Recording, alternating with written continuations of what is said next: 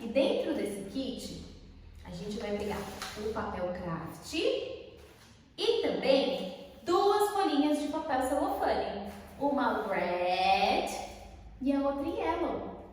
Certo? Let's do it! Sim. Primeiro, a gente vai pegar uma folha e vamos dobrar e amassar. Amassar e amassar. Pode até dar uma torcidinha assim. Vamos colocando aqui. A gente vai fazer isso com todas. Olha só. Uau! Pode pedir também ajuda de um adulto. Mas o gostoso é fazer assim mesmo, ó. Amassando bem. Olha só que legal. E ela fica até de pezinho. Uau! Que divertido! Olha só como que tá ficando.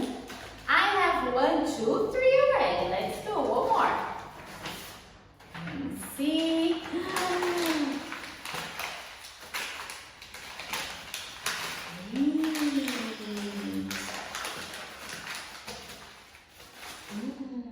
One more. Wow!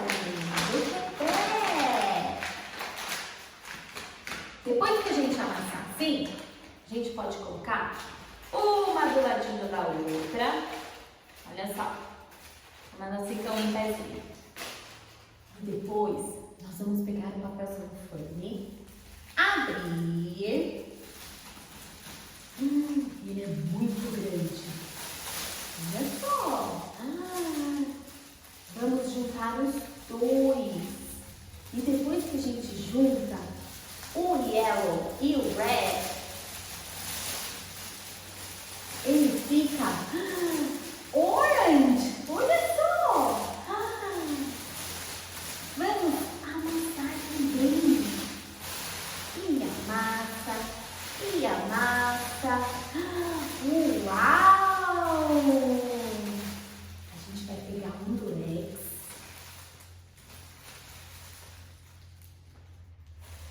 Upsi! E vamos colar só essa partinha aqui. Vira seca. Tchau. Em volta dele. Great! Então, a nossa fogueira ficou pronta! E agora a gente pode ensaiar a nossa música, que nós vamos cantar na nossa arraiá. Ó! Pula fogueira, ia, ia! Pula fogueira, ioiô!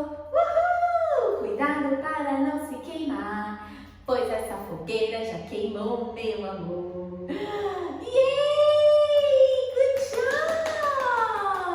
Não esqueça de guardar essa fogueira para nossa live de sexta-feira. Combinado? Não é porque a gente está separado que vamos deixar de comemorar esse dia, a nossa festa junina. Não é mesmo? So, see you next time!